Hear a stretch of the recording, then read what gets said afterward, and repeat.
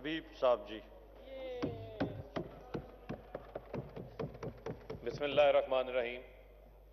शुक्रिया जनाब स्पीकर कि आपने मुझे बजट के ऊपर इज़हार ख्याल का जो है वो मौका फराहम किया और इस ऐवान के अंदर बजट के मौका के ऊपर जो है वो काफ़ी सैर हैसल जो है वो गुफ्तगू जारी है और आप भी बड़ी मेहनत के साथ जो है वो इजलास को चला रहे हैं और तमाम मेंबरान को जो है वो बात करने का मौका फराहम कर रहे हैं। उस पर हम आपको अप्रिशिएट करते हैं और तमाम जो हमारा असम्बली का जो स्टाफ है उनको भी जो है वो सलाम पेश करते हैं।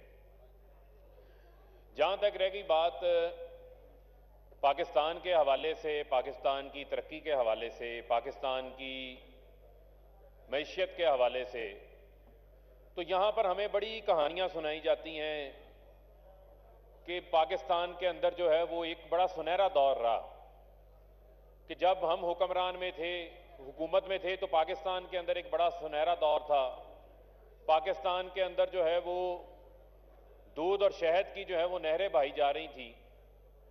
तो मैं उसके ऊपर कुछ बताना चाहता हूं कि हमें बार बार ये ताना दिया जाता है, जब हम हुकूमत में आए तो हमें ये कहना शुरू कर दिया गया कि ये आईएमएफ में नहीं जा रहे। हम जब आईएमएफ के पास चले गए तो इन्होंने कहा ये पीटीआई आईएमएफ बन गई है।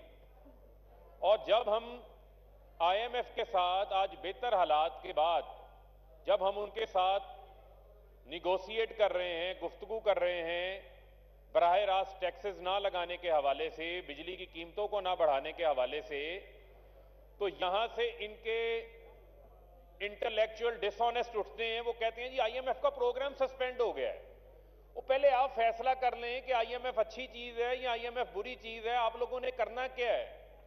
ये मेरे पास लिस्ट पड़ी है स्पीकर साहब, अगर मैं ये बयान करूं तो 8 बार पीपल्स पार्टी जो है वो 72 से 73 से लेकर 8 बार पीपल्स पार्टी जो है वो आईएमएफ के पास गई है।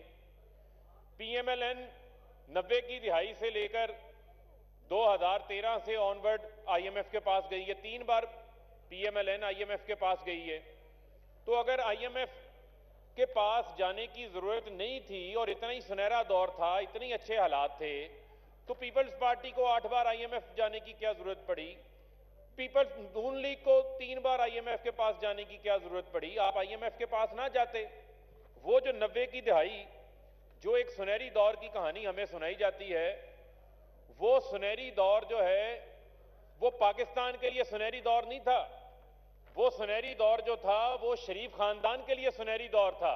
एक एवन फील्ड में महलात बना रहा था और एक पीपल्स पार्टी जो है वो सरे महल में महलात बना रही थी। ये इनके लिए सुनहरी दौर था। पाकिस्तान के लिए तो कोई सुनहरी दौर नहीं था। ये 88 से लेकर मेरे पास 99 का 10 से 11 साल का फिस्कल जो डेफिसिट है उसका रिकॉर्ड है। ये ऑन एवरेज 7 से 8% बनता है। उस दौर में ना हमारे ऊपर, मुल्क के ऊपर इतने कर्जे थे, ना उस दौर के अंदर जो है वो हमारे ऊपर, उस मुल्क दौर के अंदर कोई बड़ी बड़ी सूद की कीमतें अदा करनी थी। लेकिन इनकी अयाशियों और इनके लल्ले तलल्लों का जो खर्चा है वो पाकिस्तान का आम आदमी अदा कर रहा था, क्योंकि उस वक्त ये डोमेस्टिक सेविंग्स के ऊपर 12 से 18% के ऊपर जो है वो कर्जा ले रहे थे, सूद पे कर रहे थे। और आज वही वजह है कि पाकिस्तान को जो हमारा फिजिकल डेफिसिट है उसमें इस साल हमें 3000 अरब रुपया जो है वो सूद की मद के अंदर जो है वो अदा करना है। स्पीकर साहब, ये इन्होंने उस वक्त महंगे सूद के ऊपर लोन्स ना लिए होते। जो महंगे लोन्स ले रहे थे उसको किस तरीके से लूटा जा रहा था, क्योंकि मनी लॉन्ड्रिंग हो रही थी और महंगे सूद के जरिए, महंगे कर्जों के जरिए इनकी करप्शन को फाइनेंस किया जा रहा था, पाकिस्तान किकबैक्स को फाइनेंस किया जा रहा था। पाकिस्तान के अंदर जो है वो कोई बेहतरी उसके अंदर से नहीं आ रही थी। और इसी तरीके से अगर आज मैं चलूं इस बात को लेके, तो हमें ये बार बार जो कहते हैं, आज अगर आईएमएफ की बात करें हम, तो हमारे पास आईएमएफ ने टारगेट रखा था जीडीपी ग्रोथ का 1.5%। हम 1.5% से आज हम अल्हम्दुलिल्लाह 4% के ऊपर जाएंगे इंशाल्लाह। हमें टैक्स कलेक्शन का जो टारगेट मिला, वो मिला 4690 का, इंशाल्लाह हम 4700 से ऊपर जाएंगे और टैक्स के हवाले से भी, टैक्स कलेक्शन के हवाले से भी इनको हम सरप्राइज करेंगे। इसी तरीके से करंट अकाउंट, हमें आईएमएफ की प्रोजेक्शन थी कि $7.5 अरब होगा। यहां पर जो करंट अकाउंट है वो $800 मिलियन से सरप्लस है। तो आईएमएफ के तो तमाम जो बड़े मेन टारगेट्स हैं, फॉरेन रिजर्व्स का जो टारगेट था उसको भी हमने अचीव किया। तो उन तमाम टारगेट्स को तो हम अचीव कर बैठे हैं। आज अगर हम उनके साथ निगोशिएट करना चाहते हैं, इनकी तरह नहीं है कि हाथ बांधकर सर झुकाकर जो बात आती थी, जो पर्ची आती थी वो मान ली जाती थी। क्योंकि इसहाक डार साहब जो है वो मुल्क को चला रहे थे ना, बड़े को समझदार, बड़े अहल किस्म के थे। भी मैं उनकी दास्तान भी आपको बताता हूं कि इस मुल्क के साथ वो क्या करके गए हैं। आप देखें कि इस जीडीपी ग्रोथ के पीछे वजीर आजम इमरान खान की 3 साल की शब रोज की मेहनत शामिल है। वो वजीर आजम इमरान खान जो अपने पेट के ऊपर पत्थर बांधते हैं। अभी एक साबका वजीर रेलवे यहां पर तकरीर फरमा रहे थे, पता नहीं कैसे कर लेते हैं, मैं तो हैरान हूं। जब बात कर रहे होते हैं तो कहते हैं जी कि वजीर आजम के घर का जो हाउस का जो उनका खर्चा है वो 92 करोड़ रुपया है। भाई आप पूरा सच बताएं कि आपके 1 साल का जो बजट होता था वजीर आजम हाउस का और वजीर आजम ऑफिस का, वो 1 अरब से जायद का था। इस वजीर आजम इमरान खान ने कफायत शारी की बुनियाद रखी। और स्पीकर साहब, मुझे फख्र है वजीर आजम इमरान खान के ऊपर, पिछले 3 साल में उन्होंने जो उनके दफ्तर का और घर का जो अलाउड बजट था वो 3.25 अरब रुपया था। उस 3.25 अरब रुपए से वजीर आजम साहब ने 1 अरब रुपया जो है वो बचत करके दिखाई है। अब मैं आपको इनकी दास्तान बताता हूं कि ये जो बड़े बड़े दौरों पे जाया करते थे, ये अफगानिस्तान हमारा हमसाया मुल्क है ना, हमारे साथ ही है। उस अफगानिस्तान के साथ जो आज ये मैशियत का रोना धोना धोते हैं, जो इदारों की तबाही ये फेड़ के गए हैं, मैं बताता हूं आपको। अफगानिस्तान का दौरा नवाज शरीफ जाते हैं $58,000, $58,000। आसिफ अली जरदारी जाते हैं $44,000। वजीर आजम इमरान खान साहब जाते हैं, वही अफगानिस्तान है। डॉलर का रेट भी बड़ा होता है, तब सब चीजें होती हैं। वो $9600 के अंदर वो दौरा करते हैं। ये अमेरिका जाते हैं, जरदारी साहब जाते हैं 7.5 लाख में वही दौरा करते हैं। नवाज शरीफ जाते हैं 5.5 लाख में वो दौरा करते हैं और $5.5 लाख में वो दौरा करते हैं। वजीर आजम इमरान खान साहब जाते हैं तो वही दौरा $67,000 में करते हैं, क्योंकि उनको पता है कि मेरी कौम के एक एक पैसे का मैंने हिसाब देना है। डेवस माशाल्लाह जाते हैं नवाज शरीफ साहब, स्विट्जरलैंड जाते हैं, वहां पे पहाड़ियां देखने, वहां पर ठंडी हवा खाने, क्योंकि बाकी तो पर्चियां उनकी घूम जाती हैं, उन्हें पता तो होता नहीं क्या बात करनी थी। तो नवाज शरीफ साहब जाते हैं $7,60,000। गिलानी साहब गए $4.5 लाख। वजीर आजम इमरान खान साहब जाते हैं वही स्विट्जरलैंड के अंदर वर्ल्ड इकोनॉमिक फोरम पे जाते हैं, $52,000 के अंदर वो दौरा करके आते हैं। ये है वो वजीर आजम जिनका कोई कैंप ऑफिस नहीं है, जिनके लिए हेलीकॉप्टरों में बिरयानियां, लस्सियां और जो है वो करेले कीमे पक के मरी नहीं जाया करते थे। ये वो वजीर आजम है जो वजीर आजम ने 100 से जायद पनाहगाहें उन लोगों के लिए बनाई हैं जो रात को खुले आसमान तले सोते थे। ये वो वजीर आजम है जिसको एहसास है इस चीज का, जिसके दिल में ये एहसास है कि मेरे 40% अवाम जो है वो खतरे गुर्बत के लकीर के नीचे से रहती है। उनके लिए वजीर आजम इमरान खान साहब ने लंगर खानों का बंदोबस्त किया। वो एहसास प्रोग्राम, जिस एहसास प्रोग्राम पे माले मुफ्त दिले बेरहम बने हुए थे, 8.5 लाख लोग इनके बैठे वहां पर गोश्त पैसा ले रहे थे। उस एहसास प्रोग्राम की पीपल्स पार्टी के दौर में जो बजट है ना, ये जो बार बार बिशप की हमें बातें सुनाते हैं, 70 अरब रुपया था। नून लीग के दौर में 2018 में जब ये गए हैं तो 121 अरब था। आज का वजीर आजम जिसके दिल में मजदूर का एहसास है, जिसके दिल में जो स्टंटिंग ग्रोथ वाले बच्चे हैं उनका एहसास है, जो तालीम हासिल करना चाहते हैं आला उनका एहसास है, इस वजीर आजम के दिल के अंदर बुढ़ी खवातीन के लिए एहसास है, उन खवातीन के लिए एहसास है जो बेवाएं हैं, यतीमों के लिए एहसास है। वजीर आजम इमरान खान एहसास के बजट को 121 अरब से 260 अरब रुपए के ऊपर लेके गए हैं। ज़राअत की बातें हो रही थी। थोड़ी देर पहले मुझे पता चला कि यहां पर ज़राअत के हवाले से बड़ा दुख दर्द दिखाया जा रहा था। इनका 5 साला दौर एवरेज ग्रोथ क्रॉप्स के अंदर कितनी थी? सिर्फ 0.69%। 0.69%। एग्रीकल्चर ग्रोथ इनके दौर में नेगेटिव थी। आज हमें ये कह रहे हैं कि जी वजीर आजम साहब फूड सिक्योरिटी की क्यों बात कर रहे हैं? आज अगर कह रहे हैं कि जनाब अगर 22% गन्ना बढ़ा, 22% गन्ना बढ़ने से जो काश्तकार है गन्ने का उसको 100 अरब रुपया इजाफी मिला है। जो गंदम की स्पोर्ट प्राइस बढ़ाने से जो 7% गंदम की क्रॉप के अंदर इजाफा हुआ उससे उसको 500 अरब रुपया इजाफा मिला है। आपको किसान को 1100 अरब रुपया इजाफी मिला है। आप ये तासुब की ऐनक जो है वो उतार के तो देखें, आपको नजर आएगा कि किसान खुशहाल हुआ है। जो कहते हैं किसान खुशहाल नहीं हुआ, उनकी शुगर मिलों का आलम यह था कि उनकी शुगर मिलों के अंदर पुलिस भेज के गन्ना चोरी करवाया जाता था।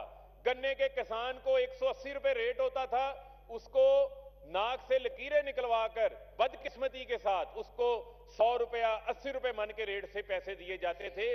इस हुकूमत ने जो मिल वाला है उसने किसान से गन्ना उसके दरवाजे के ऊपर खरीदा है, कैश पैसे दिए हैं। 250 से 300 रुपया जो है वो किसान को गन्ने का रेट मिला है। आपको सिर्फ ये बताना चाहता हूं कि जो पंजाब के अंदर क्रॉप की फसल के अंदर इजाफा हुआ, सिर्फ शुगर में 31%, राइस में 27%, गंदम के अंदर 7.5% से इजाफा, दाल मूंग के अंदर 70% इजाफा, जो तेल है हमारे उसमें 65% इजाफा, बेशुमार इजाफे। इसके अलावा अगर आप आए तो अब बात करते हैं थोड़ी सी जो हमारी इन्होंने अभी बातें की यहां पर खड़े होके, जो सूबाई ट्रांसफर्स हैं। हमने रिकॉर्ड पीएसडीपी में सूबों को 3500 अरब रुपया इस साल जो है वो ट्रांसफर होने जा रहा है। स्पीकर साहब, जब ये बात करते हैं सूबाई तरक्की की तो हमें यहां से आवाज आती है सिंध से कि जी हमें पैसा नहीं दिया, वफाक हमारा हिस्सा खा गया। और भाई आप सिंध के लोगों के लिए क्या कर रहे हैं? क्योंकि इन लोगों को ग्रोथ इस वजह से नजर नहीं आती कि क्योंकि इनकी करप्शन की ग्रोथ रुक गई है। इनकी करप्शन ग्रो नहीं कर रही, मुल्क ग्रो कर रहा है। एक्सपोर्ट्स बढ़ रही हैं, ज़राअत बढ़ रही हैं, आपकी फॉरेन रेमिटेंसेज में इजाफा हो रहा है, आपके फॉरेन रिजर्व में इजाफा हो रहा है, करंट अकाउंट डेफिसिट नीचे आ रहा है। लेकिन जो है वो शहबाज शरीफ को और बिलावल साहब को जो है वो ग्रोथ नजर नहीं आती, क्योंकि जाली अकाउंट्स के अंदर और टीटीओ की ग्रोथ रुक गई है। जो प्रोविंशियल ट्रांसफर हैं हमारी 3500 अरब रुपया देने लगे हैं। और मैं अब आपके सामने वो रखना चाहता हूं सूरत हाल। जो वफाक से पैसा जाता है उस पैसे का क्या इस्तेमाल होगा? पंजाब में वो पैसा जाएगा 329 बिलियन इजाफी इस साल। उसमें से जो 34% पंजाब के रेवेन्यू का वो जाएगा तनख्वाहों के अंदर, जो वहां के मुलाजमीन हैं। अब पंजाब बड़ा सूबा है, आबादी भी उसकी 12 करोड़ से ज्यादा है, लेकिन सिंध में अजीब मंतक है, क्योंकि वहां पर तो बहुत बड़े बड़े जो है वो पर्ची पे आए हुए लोग बैठे हुए हैं ना। वहां पर क्या मंतक है? वहां से 128 अरब रुपया सिंध को इजाफी जाएगा, 55% नॉन डेवलपमेंट एक्सपेंडिचर पे जाएगा, तनख्वाहों पे जाएगा। यानी कि ये उसका एक बहुत बड़ा हिस्सा जो तनख्वाहों के ऊपर खर्च करेंगे, तो लोगों के ऊपर खर्च करने के ऊपर क्या बचेगा? अभी बड़ी बात होती है कि जी उस्मान बुज़दार ने क्या किया, जी उस्मान बुज़दार ने क्या किया। अब मैं आपको पीपल्स पार्टी की जो 13 साला हुकूमत है और जो पंजाब में आए 3 साला उस्मान बुज़दार और कायम मुराद अली शाह की आपको मैं जरा फर्क बताना चाहता हूं कि उनका क्या फर्क है। आप ये देखें कि हमसे रेवेन्यू मांगते हैं, जो इनका अपना रेवेन्यू टारगेट है सिंध का, वो ये पूरा नहीं कर सके। इनका रेवेन्यू टारगेट था 313 अरब रुपया इन्होंने जमा करना था। कितना जमा कर सके? 243 अरब रुपया। कितना? 243 अरब रुपया। ये जो मुराद अली शाह की बड़ी तारीफें होती हैं, यहां से बैठ के बड़ी बड़ी बातें होती हैं। पंजाब ने का टारगेट था 317 अरब रुपया। पंजाब ने अपना सिर्फ अपना टारगेट अचीव किया, बल्कि टारगेट से ज्यादा रेवेन्यू इकट्ठा किया, 358 अरब रुपया। ये मुझे बताएं कि कहां गया? ये कहते हैं कोविड है, कोविड है, तो कोविड तो पंजाब में भी है, कोविड तो मरकज में भी है, मरकज में हमने रिकॉर्ड तारीखी टैक्स रिफंड्स जो इंशाल्लाह 216 अरब रुपए से जायद के हैं वो हमने वापस किए हैं। हमारी टैक्स ग्रोथ के अंदर जो है वो इजाफा हो रहा है। इसी तरीके से एक और आपको मैं पेश करना चाहता हूं कि सिंध के माशाल्लाह बड़े बड़े काबिल लोग बैठे हैं, बड़े बड़े तगड़े लोग बैठे हैं। सिंध का तरक्याती बजट 155 अरब रुपया, उसमें से खर्च कितना करते हैं? सिर्फ 100 अरब रुपया। कितना? 100 अरब रुपया। बड़े बड़े तजर्बाकार लोग बैठे हैं, हमें डेली भाषण सुनाते हैं वहां से कि वफाक सिंध में तरक्की नहीं कर रहा, वफाक सिंध में पैसे नहीं खर्च कर रहा। तो आज ये मैं सिंध के हारी को ये बात बता रहा हूं, सिंध के किसान को बता रहा हूं, थर में बसने वाले उन गरीबों को बात बता रहा हूं जिनका नवाला जो है वो बिलावल हाउस में छीना हुआ है। ये उनको हकाइक बता रहा हूं कि ये सिंध कार्ड खेलना छोड़ो, सिंध की तरक्की के ऊपर हकीकी तौर के ऊपर काम करो। जो 1900 अरब रुपया तुम्हें इमरान खान ने दिया है वो सिंध के लोगों के ऊपर खर्च करो, बिलावल हाउस की दीवारें बनाने के ऊपर खर्च ना करो। वो पैसा जो है वो जाली अकाउंटों में डालने के लिए खर्च ना करो, वो यान अलियों के जरिए मुल्क से बाहर ना भेजो। क्या होता है इसकी कहानी सुन लें कि पंजाब में जो तरक्याती बजट है वो था 317 अरब रुपया। कितना? 337 अरब रुपया। और खर्च कितना करते हैं? 375 अरब रुपया। 375 अरब रुपया खर्च करते हैं। यानी कि जब तरक्की हुई तो वहां नौकरियां भी मिली, वहां पर जो है वो लोगों को रोजगार भी मिला और वहां के हालात भी बेहतर हुए। अब मैं जरा आना चाहता हूं कि यहां पर अभी एक साहब का वजीर आजम साहब की बड़ी तकलीफ करके जी मैं आप कर लेता हूं। ऑपोजिशन को काफी आपने टाइम दिया, हमें भी थोड़ा टाइम दे दें। मैं जरा थोड़ी रोशनी डालना चाहता हूं। अभी हमें बताया गया कि हम बड़ी इजाफी बिजली लगा के गए थे। यार थोड़ा वक्त सोचो कि इस मुल्क के साथ आप लोगों ने किया क्या है। इस मुल्क को बिजली नहीं चाहिए, इस मुल्क को सस्ती बिजली चाहिए। आप जो बिजली लगा के गए हैं वो आप महंगे बिजली घर लगा के गए। किस तरह लगा के गए कि आप लोगों ने 45% इंपोर्टेड फ्यूल के ऊपर जो है वो बिजली घर लगा के गए। आज वो डैम्स, मोमन डैम जिसने बनना था 1963 के अंदर, 1963 के बाद 50 साल बाद उस मोमन डैम को कौन बना रहा है? वजीर आजम इमरान खान बना रहा है। आज दिया मीर भाषा डैम जो 4500 मेगावाट बिजली देगा उसको कौन बना रहा है? वजीर आजम इमरान खान बना रहा है। आज दासू डैम जिससे 4300 मेगावाट बिजली आएगी उसको कौन बना रहा है? वजीर आजम इमरान खान बना रहा है।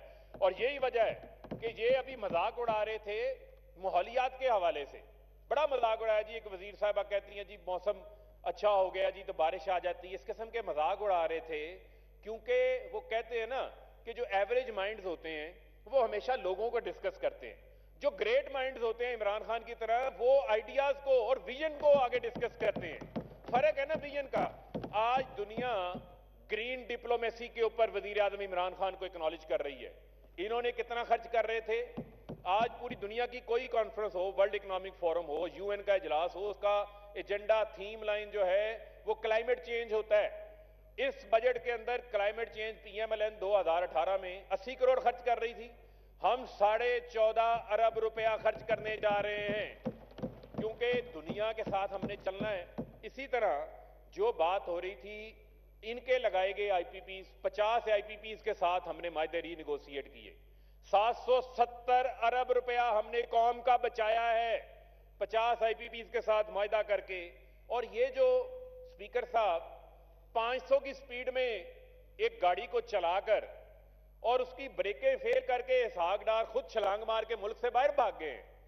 और ये जो कैपेसिटी पेमेंट्स बढ़ती जा रही हैं, ये जो 1500 अरब रुपए पे जानी है, इस गाड़ी को रोकने की ब्रेक फेल गाड़ी 500 की स्पीड पे खाई में गिर रही है, उसको खाई में गिरने से इमरान खान बचा रहा है। यही हमारे मुल्क का हाल था। मुल्क की मैशियत बैंक डिफॉल्ट पे खड़ी थी और ये इनका तुरा इम्तियाज है।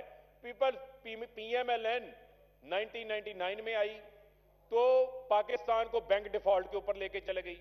पीपल्स पार्टी 2008 में पाकिस्तान को बैंक डिफॉल्ट पे ले गई। इसहाक डार जाते जाते 2017-18 में पाकिस्तान को बैंक डिफॉल्ट के ऊपर ले गया। अभी एलएनजी की बात ये कर रहे थे।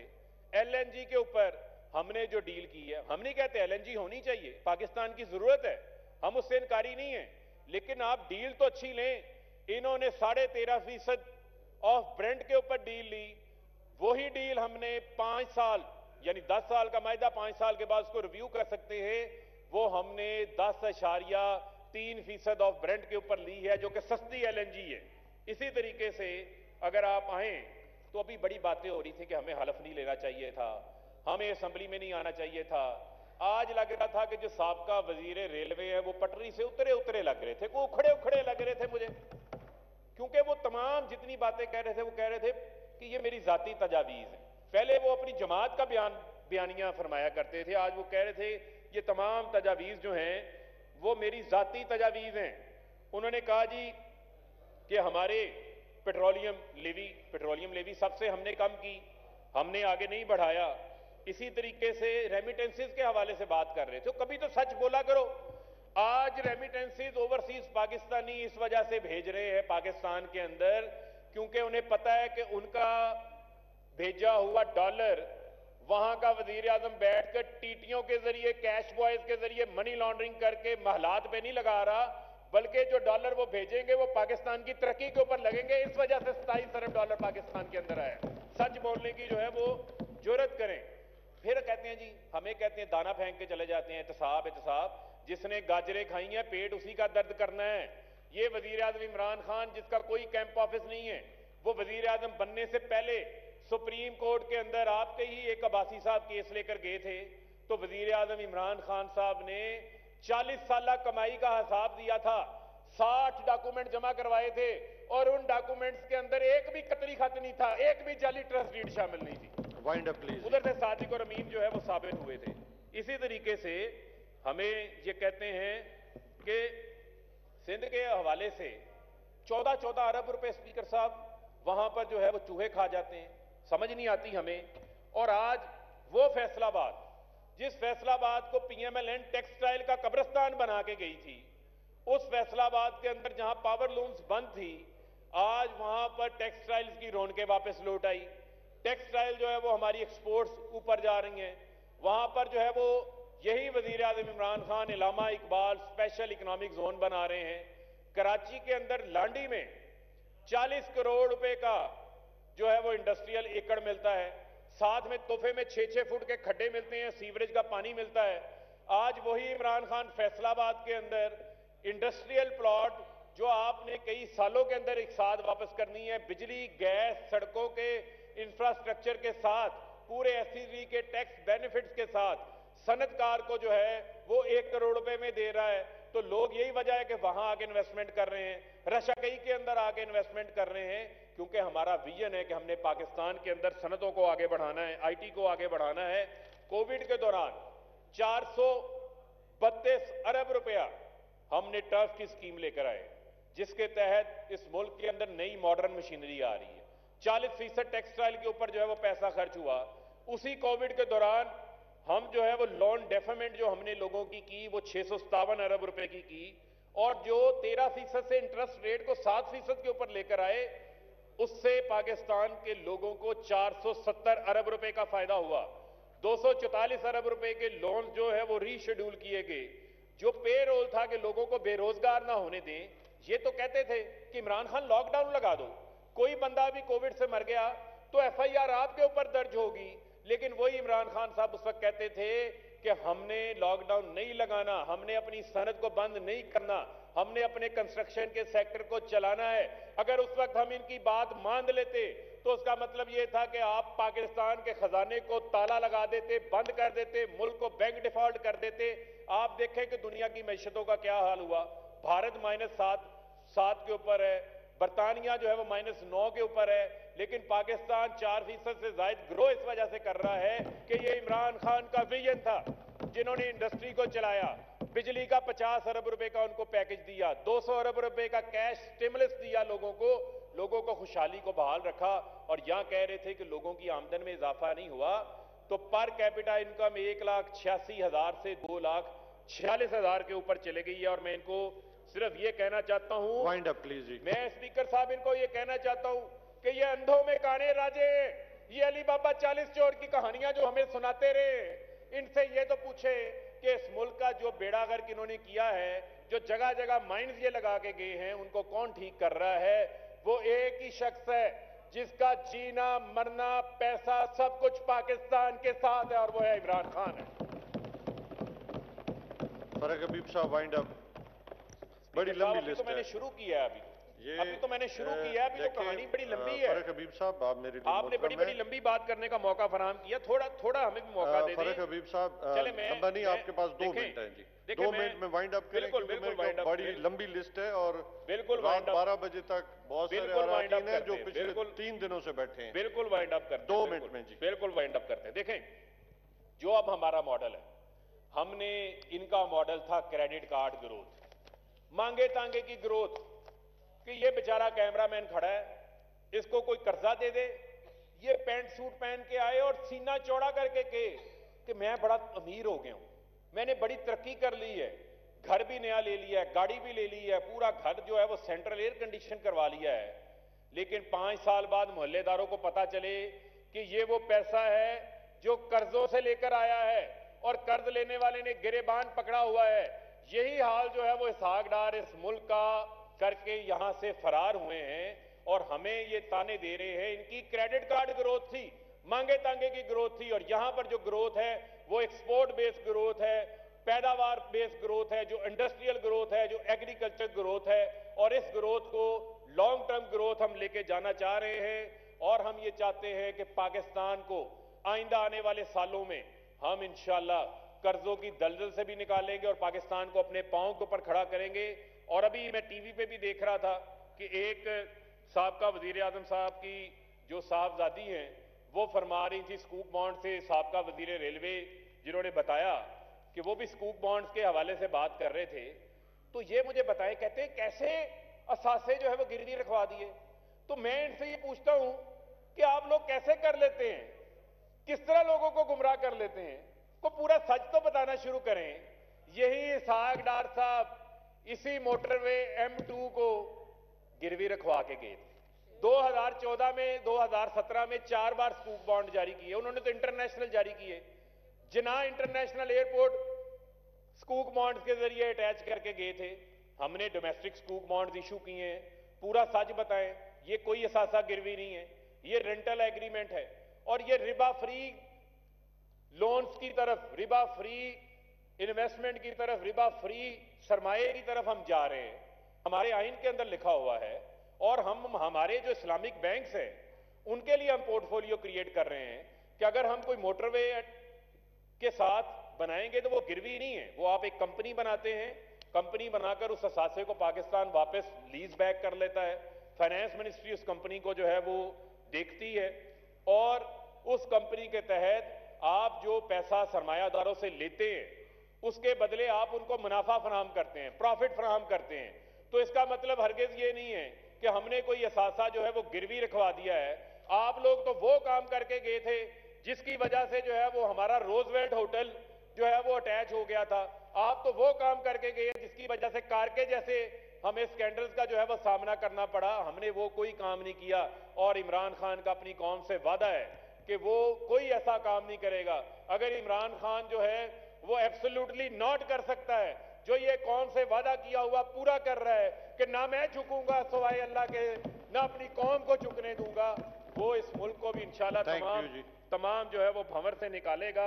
और आखिर में मैं इनको कहूंगा थोड़ा सच बोलना सीखें, थोड़ा दिल बड़ा करें, अपनी गलतियों को भी मान लें, क्योंकि इनके लिए तो यही कहा जा सकता है ना कि तुमको सब खबर है लुटेरों के ठिकानों की, शरीके जुर्म ना होते तो बगावत करते। बहुत शुक्रिया। पाकिस्तान जिंदाबाद। जी मोहतरम खालिद